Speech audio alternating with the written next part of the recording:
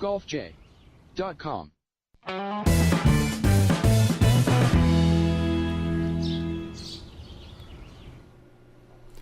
Hey, good evening, everybody. Welcome to our special U.S. Open preview episode of the Golf J podcast on FingerLakes1.tv. I'm Jim Sinicropi here in the studio alongside Rhett, Ticconi, and Doug Brown on a sultry upstate New York Monday night on the third floor of the North Park building in Seneca Falls, New York, Monday, June 12th, 2017. Tonight we'll recap the St. Jude Classic quickly.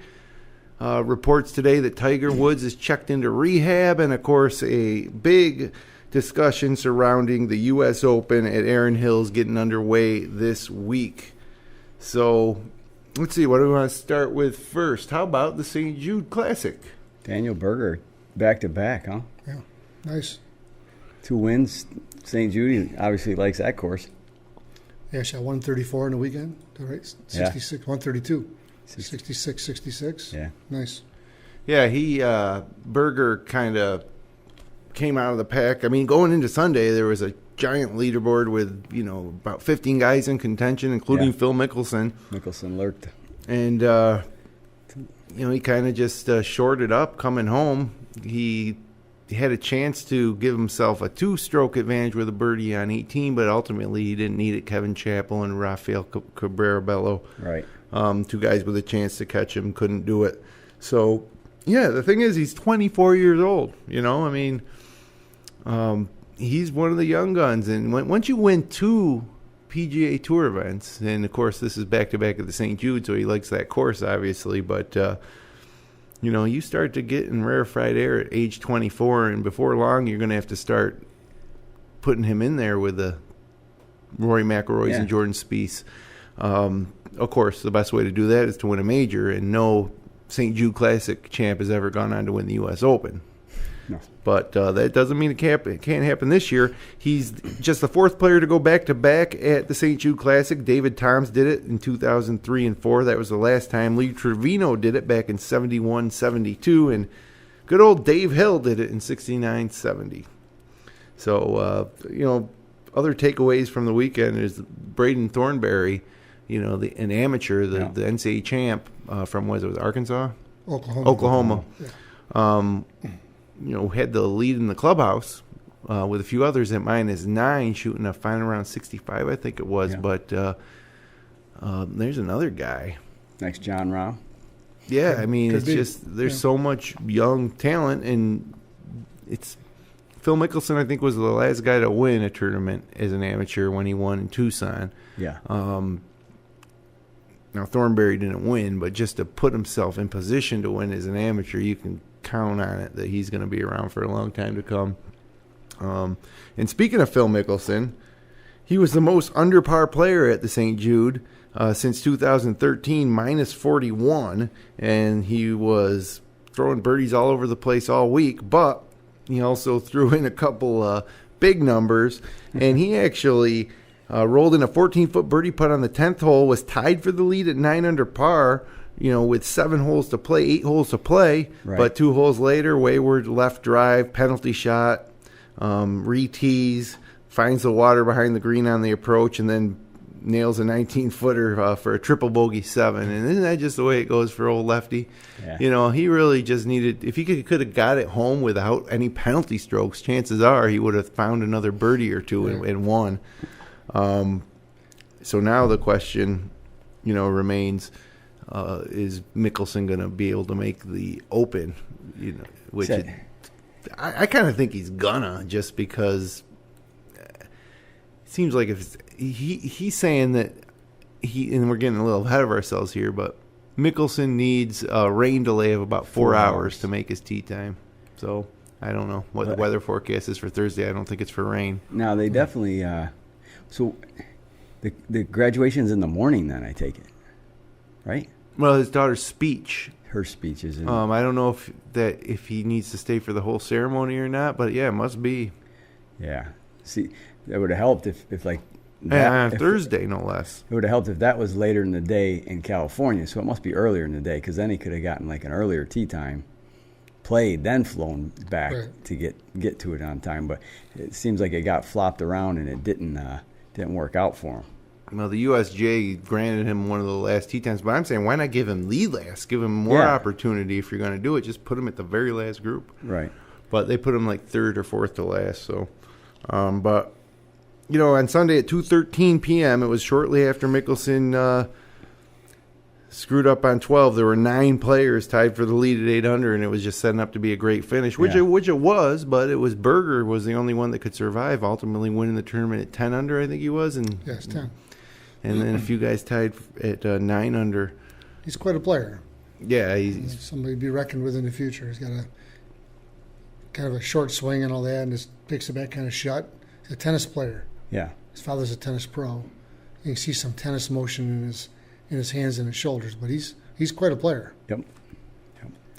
Yeah, I mean, he's to the point now where, okay, you're going to start expecting to see him way up the leaderboard on a regular basis. You're going to start to expect to see him now win more than just the St. Jude. Right. He proves he can win. Now it's like, okay, take the next step to win another PGA Tour event, and then maybe build on that, working towards majors, working towards USA teams, Ryder Cup, President's Cup. Where does that put him in the President's Cups? Did he move up very far there, or is he? Yeah, I think I'm just guessing off of memory here, but I think it moved him up into 6th or 7th. Yeah. So, I mean, we're going to have a really young team again, President's Cup, I think. Yeah. And one final thing on the St. Jude is I think that TPC Southwind is one of the premier courses on the tour in terms of just a solid all-around test. Right. 10 under winning, usually regular tour stops that gets up there into the mid to high teens. It's just a really solid course with a really tough finish. Right. Love TPC Southwind, and I think the St. Jude's, like a lot of tournaments that gets shoved the week before a major, kind of misses out a little bit on more of a premier field if it had. But who knows with the shakeup in the PGA Tour schedule what's going to happen if they do end up moving PGA Championship to May and the Players to March and the Tour Championship to Labor Day weekend. So there could be a lot of changes, but I would hope that St. Jude's still has a prominent spot on the schedule. I think they make out okay, Jim. A lot of guys like to play the week before the major. True. To get in competition. So I think you might lose a couple, but you gain more, I think, than you lose. Most guys, again, like to play going into the event. So I think from that perspective, they do better. Yeah. It's tough, too, one of those things where the St. Jude is the course it is. It's kind of more of your typical PGA Tour course. Right. So with the U.S. Open always being on something wildly different every year, that part of it they miss out on, being able to prepare the Houston, the Shell, or whatever it is now, they always, make that conditions like the Masters, Augusta-like conditions. They try to anyway, shaving down the fringes and no rough. But it does hurt the tournament not being able to really prepare for the U.S. Open. Well, the Southwind's going to be nothing like Erin Hills, right? Which we're going to talk extensively about coming up here. Makes a lot of difference as far as that goes.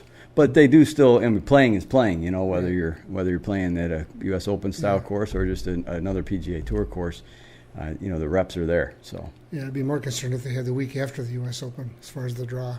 Yeah, who's going to get that? So that's the Travelers, right? Usually. Yeah, I think it is. Yeah. Up in Connecticut. So, well, before we get to the U.S. Open talk, we got to talk about news that just kind of came out. This morning about 11 o'clock, the New York Post reported that Tiger Woods has entered rehab for pill addiction. Highlights of the story included the fact that he was in danger of losing joint custody of his kids because of is in the wake of the incident where he got pulled over a couple weeks ago.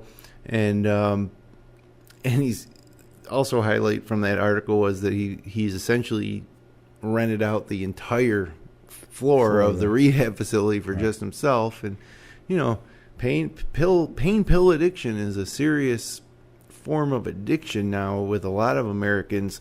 And I know a lot of times I say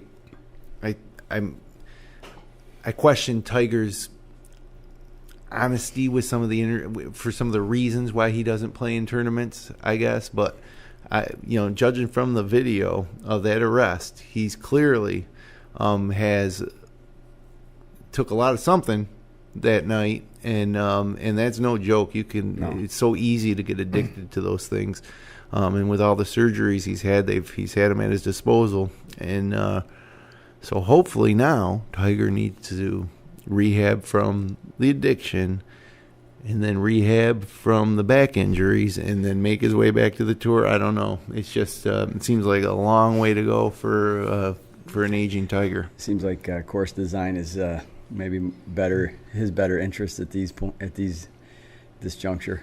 Well, that's why the rehab's important. He's got to come out of there and become. Can't have a repeat incident of that arrest tape, or nobody's going to want to put his name on their course. No, you're right about that. Yeah, it's interesting, though. It's kind of like nobody really wanted to report this. Like, just heard about it an hour ago, and the story shows from like 11:40 or something this morning. It's kind of creeping out there, but none of the big outlets are putting it out there. That's why New York Post a little loose with But Golf Week had it too, so it's like it's out there a little. The Daily Mail in the UK, so they're all reporting the exact same thing though. Mm-hmm. So I don't know if there's any no comment from Tiger's camp yet. Steinberg. Well, that's probably why the more legitimate maybe outlets have probably had trouble confirming it. Yeah. Mm-hmm. Here at the GolfJ.com podcast, we're letting it fly. Let it fly. Let it fly. We got a couple sources, Hey, our sources said, and I put a question mark on it on Twitter. I didn't put it out there 100%. I said, Tiger Woods checks into rehab? ? So. Well, it's expected when you saw that video. You figure, even from a public relations standpoint, the first thing that's going to happen is he's going to announce he's seeking help. Yeah. And then, hopefully a month or two later, it's going to be announced that he's out and doing well. Right. And then hopefully he can get the focus back to golf. But, Brownie, he just seems to be going in the wrong direction. I just hope at some point in time he gets the help that he needs, and if this is it, then great. And I hope that when the day comes he's out and he's no longer addicted, he can be more of a spokesperson for being – he's an average Joe right now. Right? Yeah. Everybody's fallible, and I just don't want to hear some corny canned statement that comes out about whatever, like he had in the past in 2009 when he apologized for his indiscretions. Just, you got a personal life, you got some issues, you got some demons. Hope you can work on them and put them behind you, and then maybe coach somebody else who might be going through some of the same stuff. Because America's very good at supporting people in that case. We've cited John Daly in the past here on this show, and people still love John Daly. They'll still love Tiger Woods if he takes care of business. Yeah. If he keeps continuing down the bad path, then I think America will give up, and it become. Well, some people are already making him the laughing stock, but people will come around. I think he's got a chance to be still a good Samaritan if he wants to be, but he's got to take care of business. Yeah, I'll talk a golf aside. Yeah. But you look at guys that have gone above and beyond the level of celebrity that even the top celebrities, like the Elvis Presley type of celebrity or the Marilyn Monroe. Those are two individuals who just transcended all other celebrities of their time period, the way Tiger kind of did with all other athletes. Yeah. And fell hard. And then you can even throw maybe Michael Jordan in there and his issues with gambling. Right. So it's not unprecedented to see someone like that who seems to be just a superhero almost to succumb to some sort of addiction or some sort of issues. Well, we thought he was. I'm sorry, Doug. We thought he was perfect. Not perfect, but there was this aura about him for so long, so much pressure on him, really, and he just kept handling it, and you figure at some point when's this going to blow up, and it did, and then he kind of got it back straight again, and it just. But there's just how many times a day does somebody say his name for the last 20 years? There's so much pressure on him, and I'm not defending him at any stretch. I hope he can, be an example of how to make his way back from something like this. This isn't about the money or the fame. It's about a person on a human level who's got an issue and just wanting to have somebody do well and see them recover. We all hope that he can be a good example for this. Right. There's many more people going through this type of issue than we hear about. Sure. I mean, Tiger Woods is a huge name. Marilyn Monroe, you talk about, obviously years ago, a big name. But there was many, many people in those professions going through the same thing. These just happen to make all the billboards. Yeah. So, and rightly so, they're the biggest icons. Yep. So, just a little side note about it. I've NBA Finals game 5 tonight. Yeah. Actually just underway now. Like LeBron James is a basketball fan. I appreciate how great he is. I'm not necessarily a big fan of LeBron, but I'm starting to come around just because he has that same type of spotlight that Tiger Woods, that he's above and beyond. Even like the other, like Kevin Durant's he has just transcended that level of being considered greatest of all time and just general celebrity. Yeah. But he never seems to have any trouble. No trouble with the law, no trouble with substance abuse.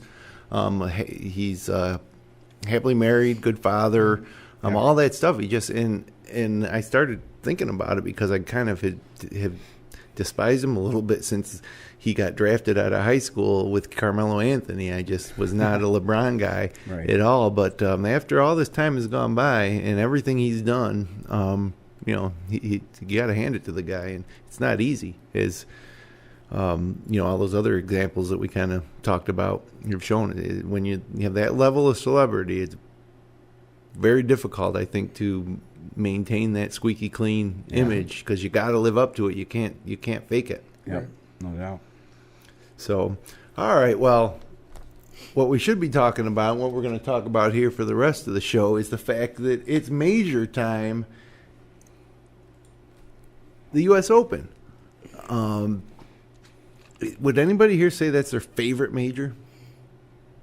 No. I wouldn't. Yeah, I wouldn't either. And I think that if you asked me that question in 1990, I might have said, yeah, the U.S. Open's my favorite. Because it was at Oak Hill the year before. Well, Curtis Strange won back-to-back at that time. But I don't want to bash Erin Hills before I've seen it yet, but what's up with the USGA? It seems like the USGA is ruining this major, and it's not just by the course selection. We'll see how the course setup goes and all that stuff, but Chambers Bay was a fiasco, and you have all these fantastic traditional U.S. Open American golf courses, and it just seems like they're searching for something different. And I think they're in their quest to have this in all parts of the country. I think they're kind of rushing to get to some of these courses that maybe could be better if they developed a little further. You got some courses that are really young hosting these majors, and you got some courses that we've all known, traditional 100-year-old courses that we all love, and I think in here we're all on agreement that that's the type of place these should be. And maybe these courses like Chambers Bay or Erin Hills become that 20 years from now. But why the rush to throw these into the lineup, especially like two of them in 3 years? Right. Now, Erin Hills could be a fantastic one, but even already some of the players are like, are you serious with this rough setup? I mean, so it just seems like the USGA from when was it, Shinnecock, 06 or whenever that was, with the baked out greens, to rules violations the last couple of years, to terrible Chambers Bay, terrible conditions.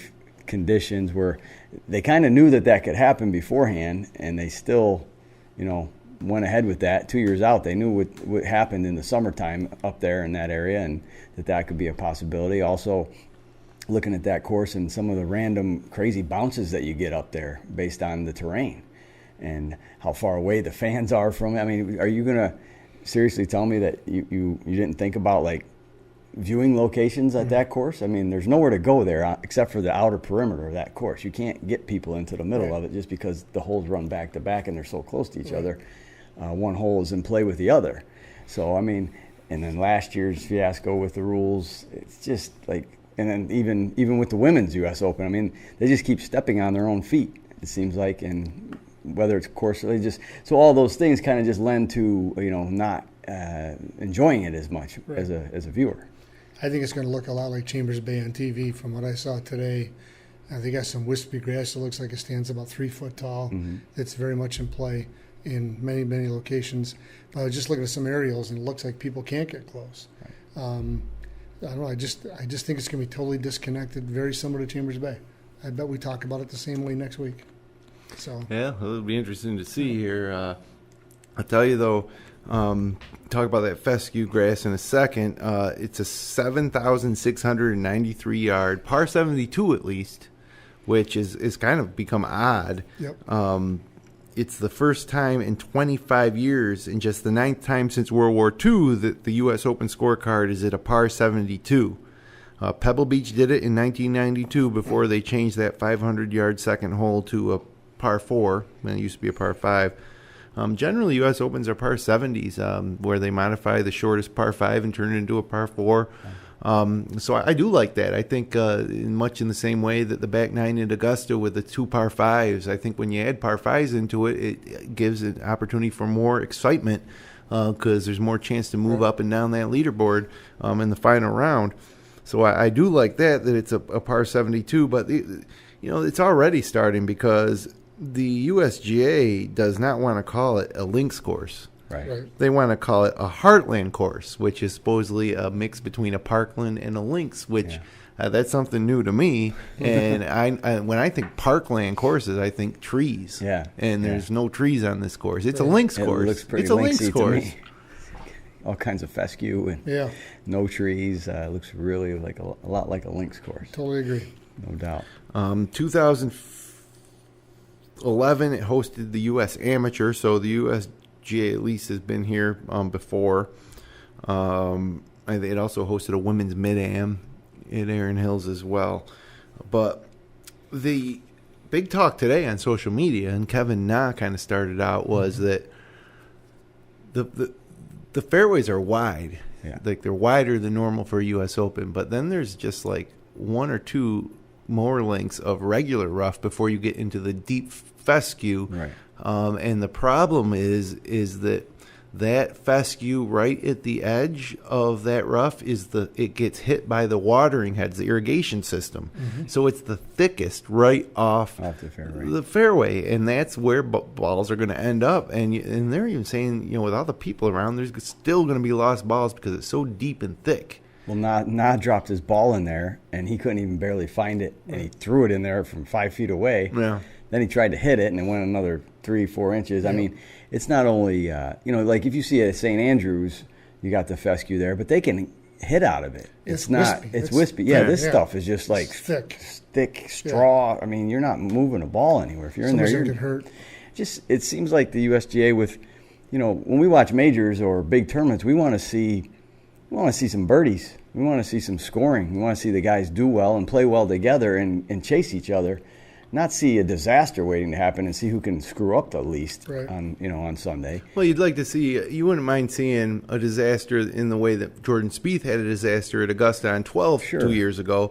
You don't want to see a guy miss the fairway by 7 yards to the left and not be able to find his ball. Right. And the USGA is almost setting themselves up here because there's going to be a scenario where they might lose a ball, and that 5-minute time limit to look for their ball could expire. They have to go back to the tee, maybe hit another one. Yeah. It'll slow up play, and then I can see that somebody finding the ball after the 5 minutes, or who knows what could happen. But it just seems like Mike Davis and the USGA, in their preparation for this, could go out there and thin that stuff out. I don't think he's getting much sleep this week. That's not the way to defend par. And I'm also kind of sick of the way the USGA tries to make par the winning score. Yeah. It's just they have to manufacture these different ways to make it more difficult, I guess. I don't care if this – I like to see them play at par, but I don't care if this winner's 6 under. Surely if they stray, they should be penalized. But you could be an inch offline and be in that grass and not find the golf ball,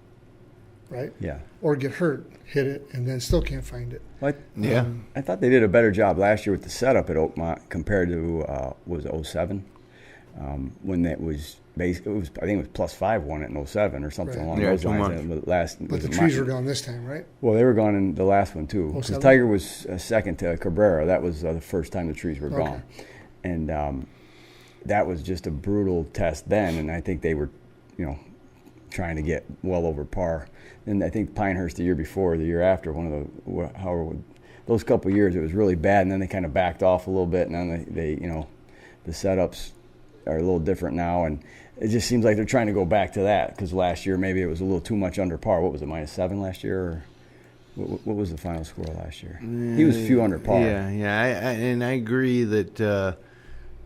Well, he accepted a 2-stroke penalty too, so I think it true. brought him back to 5. Yeah. So, but like that, that's like, oh no, 500 par. We really got to make this harder again. It's too easy. Yeah, it's not 25 under. No. Plus, the winner was 5 under. 90% of the field was over par. Yeah, there's only a few under par. Just a couple, I think. I think if you get that and you get 3 or 4 that are making birdies on Sunday and they're all at the top, that's all you really want. I mean, as long as a few are there. Well, that way, if a guy's 3 or 4 shots behind starting out on Sunday, even if he shoots even par, he could move up the leaderboard and win. I got no problem with that. Yeah. He hasn't got to shoot 62 necessarily, or hope that the leader shoots 85. Yeah. That's crazy. It's like if in football or basketball or anything where the officials come into play, we don't want them to be part of the game. You want to not really hear anything about them. Like last night in the Stanley Cup Finals, the referees blew that call. But it's almost like the USGAs, the officials are getting in the way of the contest the last few years. It just seems like they can't get out of their own way. So, Brownie, in 1990, was the U.S. Open did you prefer the U.S. Open? Was that one of your favorite? Was that your favorite major back then as well, or no? I would say Augusta has always been my favorite major, but the U.S. Open would have been a somewhat close second. Today, I think the British Open's come around a little bit. I didn't like it so much back in the 90s.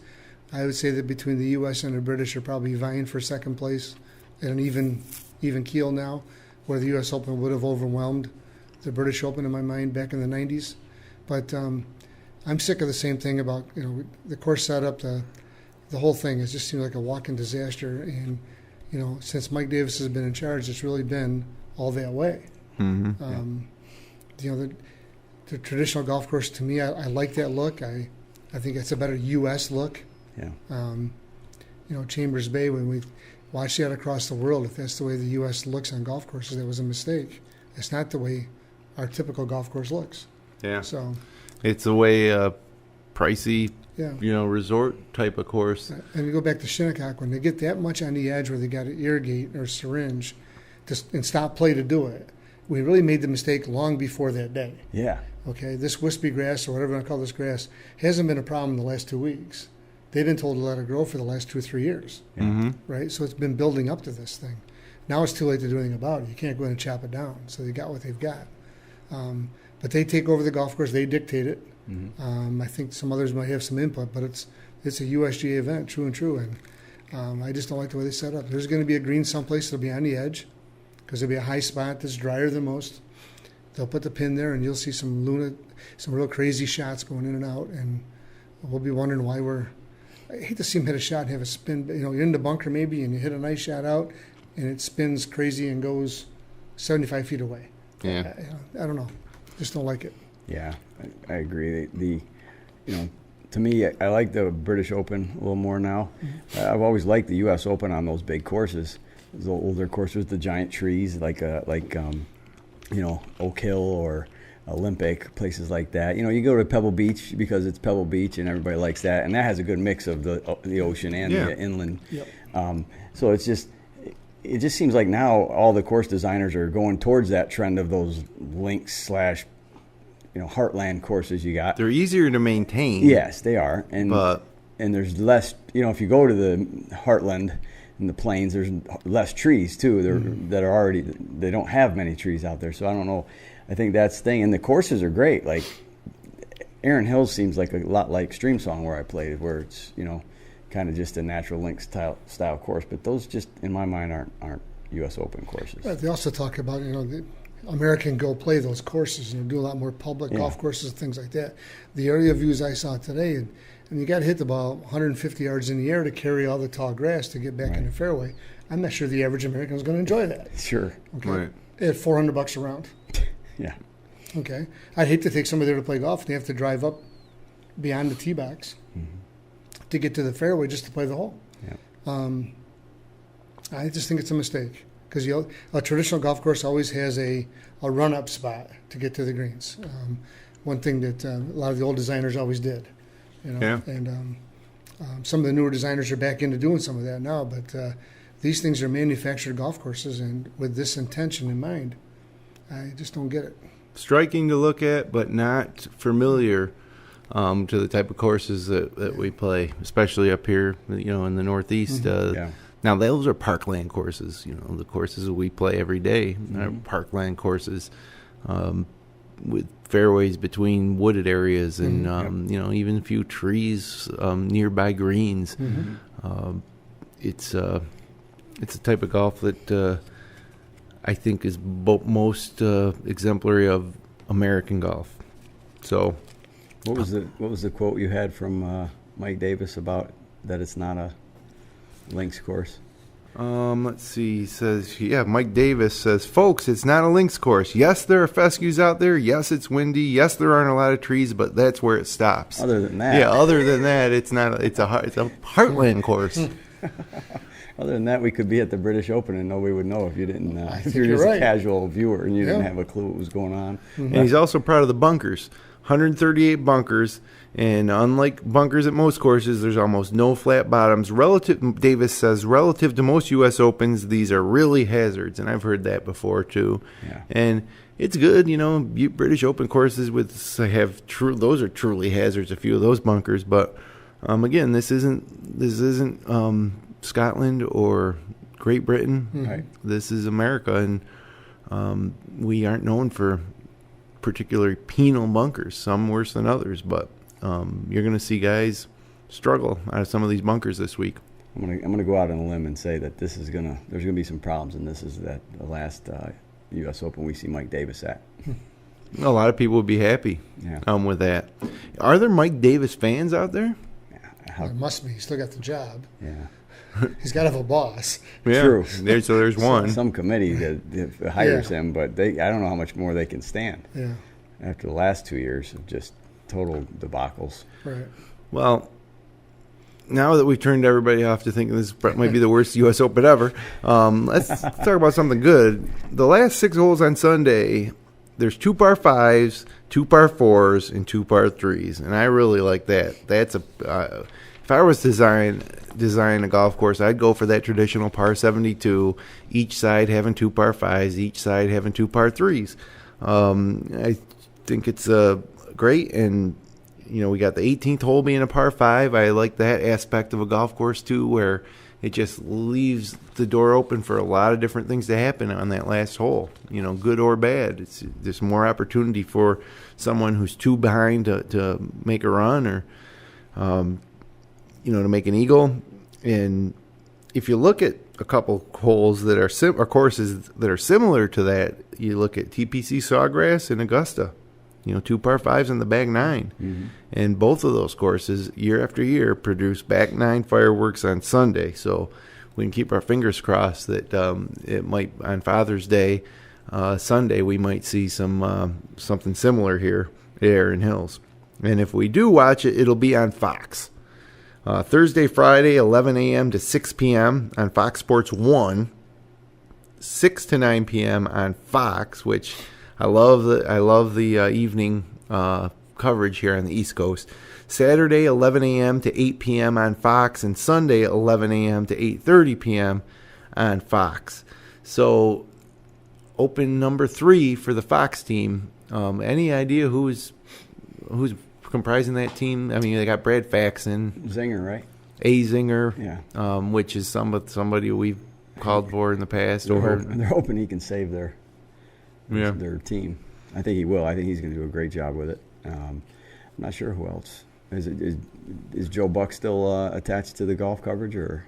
I'd imagine it'd have to be. Who else would they? Right. But I haven't really looked into it.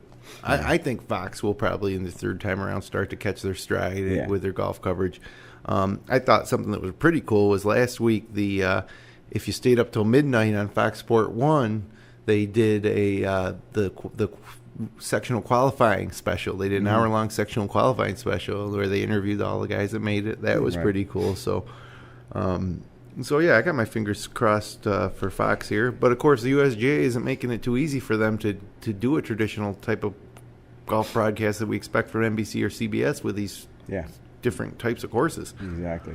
You guys think, from a standpoint of the player standpoint, with the roughs being so high that we're gonna see a lot more 3-woods being pulled out, even with them being able to hit it so far? I mean, think they're gonna get nervous? I do. I think these guys don't care about length off the tee in an event like this. Right. So they don't mind hitting a 2-iron into a par 4 from the fairway versus a 5-iron from the rough or whatever. So I think if it's windy and dry and stuff, at the right time, you're going to see a lot more less than driver. Right. I would guess, yes. I mean, although you did say the fairways are wider than traditional, they better be twice as wide to get them to avoid that tall grass. Yeah, and if it's firm, that means that you see a lot of drivers rolling through the fairway and into the deep stuff. Yeah. And again, it's not, you don't get in trouble. You will be in trouble if you're 20 yards off the fairway, but if you're 5 yards off the fairway, you're going to be in big trouble. Yeah. So that'll be something to look for. But the U.S. Open mobile app was released today, so you can download that in preparation for the Open starting on Thursday. Real-time scoring, live streaming coverage, highlights, news, photos, video, social media updates straight from Erin Hills. You can personalize your experience with the app with features such as local time-adjusted listings for tee times, broadcasts, and live streams. And, of course, you can go to usopen.com for live digital coverage, which a lot of people working on Thursday and Friday will be tuning in there, although the coverage will be a little later, like I said, for us on the East Coast. So, talked about the course. Now let's talk about the contenders. You got world number 1 Dustin Johnson. Well, first of all, you got, I want to talk about, I don't know what I want to talk about first. The best player without a major, okay? Because what's happened, if you've been paying attention, Dustin Johnson wins his first major at Oakmont. Henrik Stenson follows him with his first major. Those are 2 guys, best players to never win a major. Jimmy Walker, probably not the best player to never win a major, but a good long-time player, gets his first major at the PGA. And then the all-time best player to never win a major, Sergio Garcia, gets a major at Augusta. So is that trend going to continue? And if so, who are we looking at? You got guys pretty high in the world rankings like Hideki Matsuyama and Ricky Fowler and John Rahm even. I don't think anybody could say Rahm's the best player to never win a major yet, but certainly one of the best players on the tour this year. Right. And then you got older guys like Lee Westwood, 76 starts. Is this finally it for him? Probably not. I wouldn't guess. Steve Stricker, Luke Donald, Paul Casey, Matt Kuchar. Well, actually, it won't be Luke Donald. He's not playing. He's not in the field. And then you got guys like Bill Haas and Brandt Snedeker and Billy Horschel who have FedEx Cup titles. And then you got youngsters like Justin Thomas, just 24 years old. Thomas Peters, just 25. Siwoo Kim, 21 years old. And then guys like Patrick Reed, Brooks Koepka. So there's a lot of contenders out there for guys to win their first major. All those guys could be thrown into the mix as best player to never win a major. Do you see any champs coming out of that list of guys I just named? Well, there's got to be a chance out of the list. Yeah. You got 30 names here of tremendous I didn't leave anybody out. I got to say, like, there's almost needs to be like criteria anymore because like Sergio had there was so much longevity and there was close finishes in majors. Some of these guys we're mentioning haven't even been close yet in a major. So, right. And yes, they're having good careers, but do they really fit that mold? Somebody who's not at the top of his game anymore either, like a Steve Stricker, you would have said for a while. But like right now, probably like a Matt Kuchar, who's been consistently really good for 5 to 8 years now. Right. That's who I would put in that type of category. I think those other guys are too early. Brandt Snedeker has contended at a couple Masters and a few others that maybe he joins that list. I still think Ricky's too young to be considered the best player to never win a major. I guess Just when in you my approach mind. 30 years old, you start talking about who's the best without a major because we've lost sight of Lee Westwood in this discussion. Yeah. And Lee's not on form and all that, but historically he might be the best who has never won a major. 76 starts without a win, And and so many, so many top times threes, he's been there. I mean, you look when Adam Scott finally broke through. Right. He would have been one I would have said, he's had some good career and stayed at the highest level. So, I'm just not ready to give it to some of those other ones. Right. Not that they necessarily want it. No, They want to win a major, but I got to go with Cooch. That's good. That's good. He's one of those guys that gets a whole bunch of top fives year after year after year. And if one shot would go his way or not go his way, he'd win. Yeah. Right? I think he'd be one that everybody'd like to see as well. I mean, he wins the U.S. Open this week. Oh, Everybody's yeah. going to have a great feeling about Cooch winning the U.S. Open. I agree. Okay. Wouldn't count on it, though. No. I mean,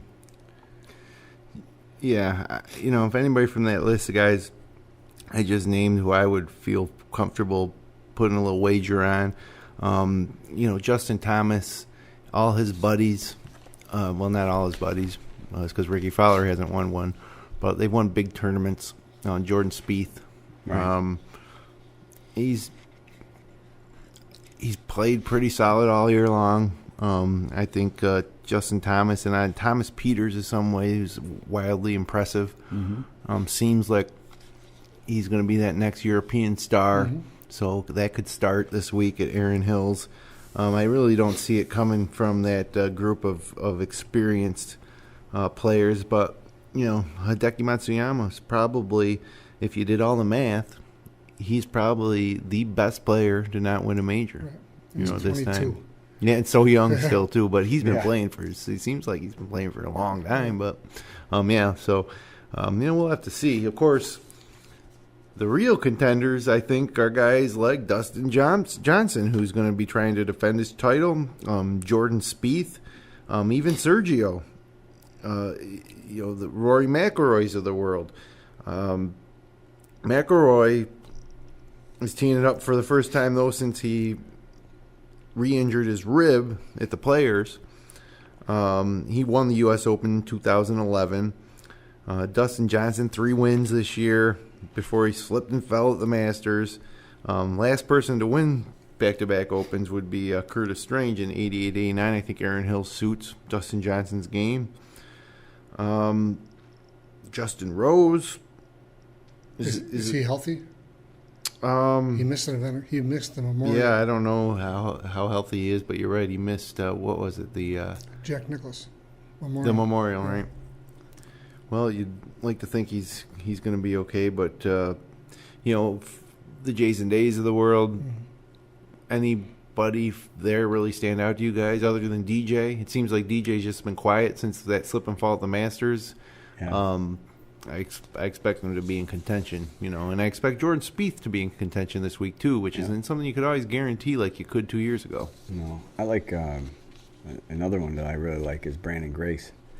Yeah. His last couple of years at the U.S. Open. And Right. He played well at Chambers Bay, too, didn't he? Coming Yeah. down the stretch, he hit one out of bounds. Mm-hmm. So if you got similar golf courses, maybe it suits his eye better as Right. well. Right. So, good choice. But certainly Grace been a solid major player, over the past couple of years. Mm-hmm. Right. And then we'd like to say Mickelson's going to be playing, but probably not. John Rahm, definitely one to keep our eyes on. You got to keep your eye on John Rahm in every event. Yeah. I think he's that good. Mm-hmm. If he does come through, and win a major, I'm telling you, it won't be long before this guy's number 1 in the world. Right. I agree. He just needs, he needs to get through over that first hurdle, and it could be a boatload of them for him. So, I won't give our official picks yet. Something interesting here. Davis Love III is going to caddy for Drew Love, Saw who that. qualified That's pretty through cool. sectional qualifying.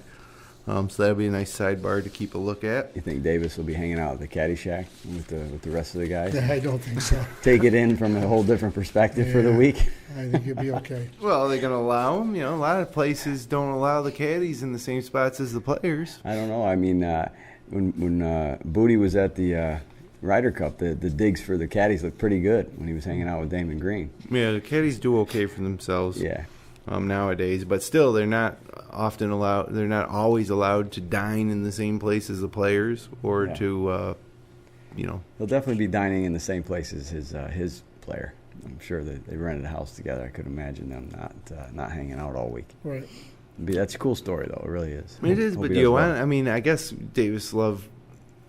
I don't know if you want your dad out there with you when you're competing in the U.S. Open. It seems like it could be it could work to your advantage, but it could also be another level of distraction because you know how parent-child relationships are. Right. As good as it is, when you have a caddy out there and he tells you one thing and you disagree with him, it's probably handled with a lot less emotion. Right. If your dad says something, you're like, "No, Dad, you're wrong," and he's like, "No, son," He's calling him off a shot, and well, we'll see how that works. Yeah, but that'll be something that you'd like to think Fox will keep an eye on. So, gets underway early Thursday morning, East Coast time, 6:45 a.m. The first group, Jordan I can't even say this guy's name because I don't know who he is. Yeah, Niebrigge, is that it? I think Newbrigge or Niebrigge, yeah. Taylor Gooch and Kevin Doherty tee it off on one, and then on the backside, Ted Potter Jr. and Daniel Chopra tee off. This other thing about this particular tournament, the U.S. Open, is that it's not the best field in golf the way the Players' Championship is, for example, which isn't even a major. And really, none of the majors tend to have that super field because if it's a PGA Championship, you got a lot of club pros in the field. The U.S. and British Opens, you got your 14 amateurs this week teeing it up, and a lot of other players that have qualified through, say, they earned their way in, but through their play in just a qualifier, not their world ranking, So, and Augusta's the same way too with the past champions. A lot of spots get taken up, and it's a smaller field to begin with. But this is a huge field with a lot of no names, and I can remember. I shouldn't say no names, but names you don't recognize. And I remember going to the U.S. Open and sitting there as a spectator, and sometimes 4 or 5 groups would go through, and you're like, when am I going to see? When am I going to see a player that I recognize and see on TV every week? Mm-hmm. So Fox Sports will show you the players, but there's so many other players out there. There's a lot of value on fantasy golf this week. A lot of value picks, yeah. Maybe if you can pick that one, find that guy, that one amateur. Stuart Hagerstad. Yeah, he's one amateur you want to keep an eye on, right? Mm-hmm. He played good at Augusta, and there's just. Looking through these tee times, there's just so many. But what the USGA does do, and I got to ask you guys your opinion on this too,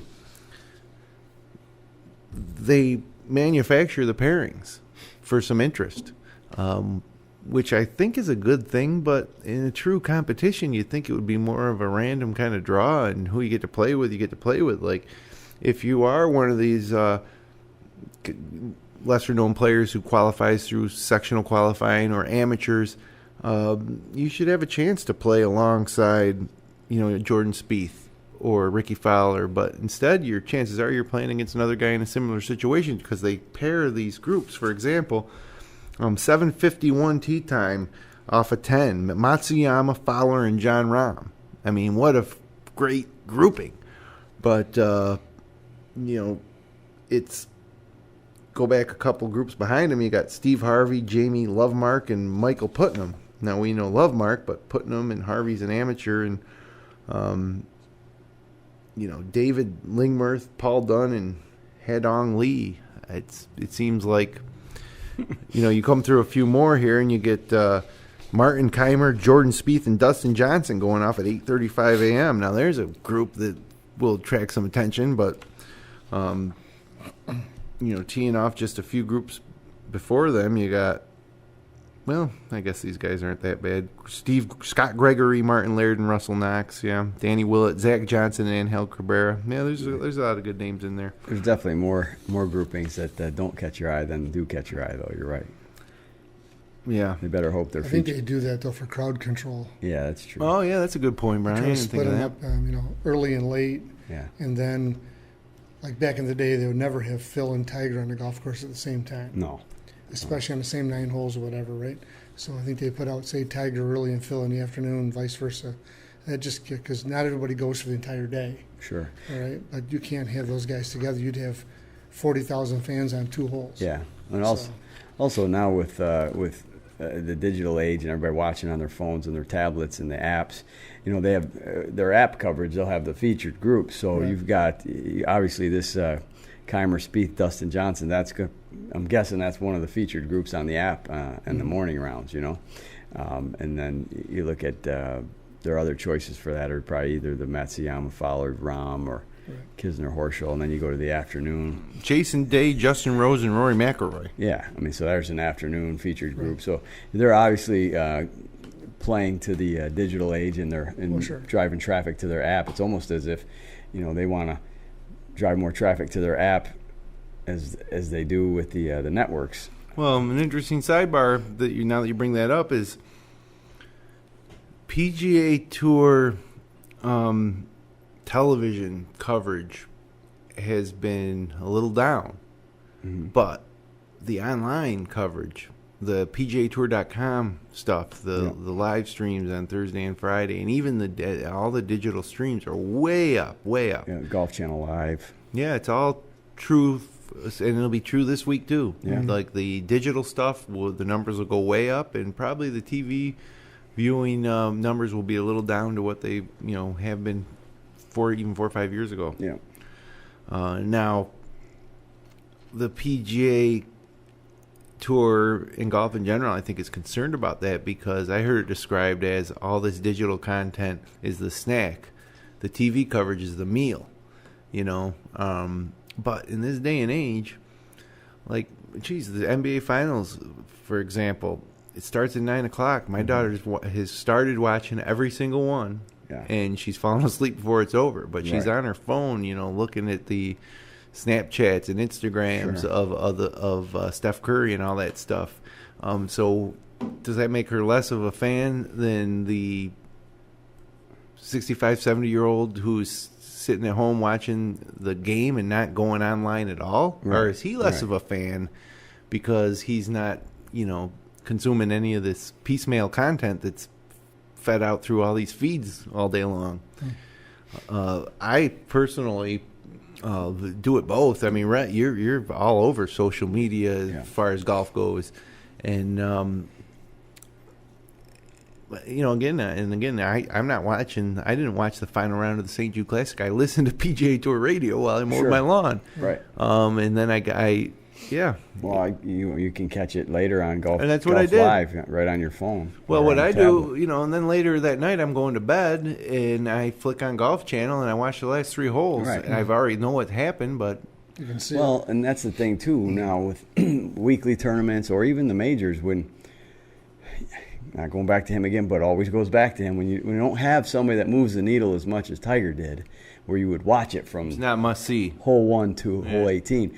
You know they're losing viewers up until probably 6 o'clock at night when it comes down. It's the last 3 holes and you're going to go tune in. Now, obviously, the majors are a little different, and the U.S. Open's tradition and Father's Day, and I tend to make sure I watch that whole final round. But I'm not gonna lie to you and say I watched the final round of every weekly tournament, all the way through the season. You can catch it all on your They make it very easy your devices. not to watch it. Yeah, Because you say you can catch up in no time. Yeah. Or you can multitask like Jim was doing. yeah. Well, a lot of members of my family aren't golf fans at all. So we have a Father's Day cookout every year, and I'm just like, man, Come on. you know what? I went for Father's Day to sit on my couch from 1 p.m. until 9 p.m. and watch the U.S. Open. So I'm always grabbing my burger and heading inside, and sitting in front of the TV. It's funny you say that. My wife asked me today what I wanted to do for Father's Day, and I said I want to sit in my parents' living room and watch the final round. But that's probably not good enough for her. That's not good enough for a way for you to spend your Father's Day, right? We'll see how it goes. I think we've been okay with that. She got a lot interested in it a while back when Tiger was playing, and we watched a few of them on Father's Day. So I think we'll be okay. But it's always hopefully there's drama there to keep everybody engaged. My wife didn't care too much, and actually we've been married for 13 years, so she wasn't with me when Tiger first emerged. But after it came out, the infidelity stuff, she didn't like Tiger, so she would watch to root against Tiger. Yeah. But yeah, she doesn't care anymore. about watching golf. Just wish there was one of these guys would.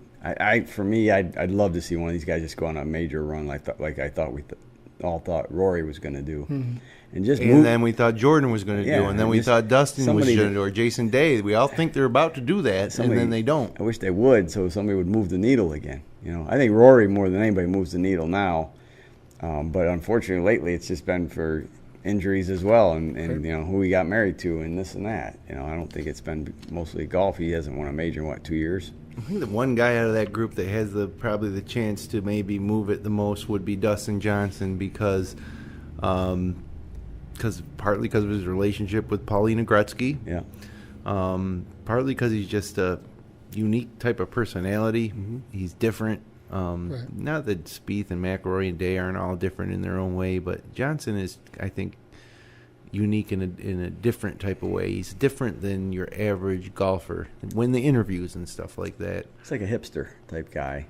Yeah, I don't know how to explain it. He's also had some failures in big tournaments that people kind of felt not failures personally too with the cocaine addiction and or not addiction, but he's had drug issues that were publicized. And I think the failures that he's had on the course have been ones where people aren't rooting for. They're sympathetic to him and are feeling bad for him when he's had them because a couple of them really weren't his fault per se. They were, but they weren't. So I think he definitely could be that guy that really could move the needle if he could just get to the next one. Unfortunately, again, at the Masters, he doesn't even get to participate because of something fluky. So I wouldn't mind seeing him win this week. Well, I think Jordan was the guy that could really move it at the time because he comes out squeaky clean with no baggage that we know of. If he'd have won 3 or 4 of those by now, he might be like the Arnold Palmer coming around. Because we thought Tiger was squeaky clean when he came out and all that, and who knows when that all fell apart. Spieth hits it on the green on 12 in the Masters. He is that guy. I think so. One shot. Yeah. Well, I think so. Followed by the chunk. He wasn't out of the tournament after the first shot in the water. The second one, though. Yeah. And isn't that amazing? Totally agree. If you can go back in time and remember watching that, it seemed like Spieth was going to just waltz to victory and then probably had a legitimate shot at beating a Grand Slam champion because he was that much better. And then, boom, hasn't won a major or really been in contention since, right? Yeah. In a major. The British Open a couple years ago when after the U.S. Open. Zach Johnson won in a playoff. Yeah, he was there at the end there. He had a long putt on 18 that didn't go in, but and the PGA that year too when Day won, he was right there for that one that's as right. well. So he had a great year. Yeah. But after he didn't after that U.S. Open. Yeah. Unlike the year 2 years ago, but he did win the FedEx Cup. Yep. After that. Yeah. Right. Well, one final thought here before we get out of here. We got about a couple minutes here.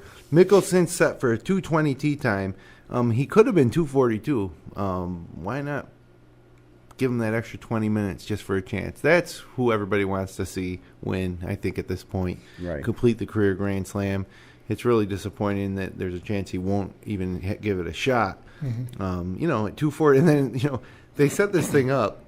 How would you like to be in one of these last two groups? You got Sam Ryder, Alex Smalley, and Andy Pope going off a 10, and off a 1 is Mason Anderson, Derek Barron, and Roman Robledo. It's like who are those guys? Yeah, they're happy to be there. Yeah, no, they sure are, but they got to sit around all day long and then go off at 2:42 and finish in relative obscurity, probably. Yeah, so what's how could he even possibly make this again if we're talking about he needs a 4-hour rain delay. He needs to tee off at like 6:20 p.m. Eastern time. So the speech is at 1 o'clock Eastern, 10 a.m. He loses California an hour time, flying east from California to Wisconsin. Yeah, so they're basically 10 a.m., 12 noon is we're at Erin Hills. It's 12 noon when the speech happens.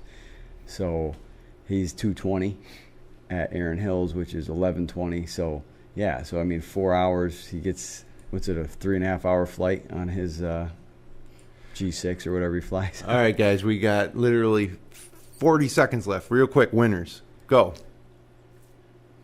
No time to think. I'm taking Stuart Sink and Alex Noren. Okay. Brendan Grace. All right, I'm going Jordan Spieth, okay? All right. Wow. So enjoy it this week. It's the U.S. Open. We'll be back next week to talk all about it. Until then, hit them long, not often.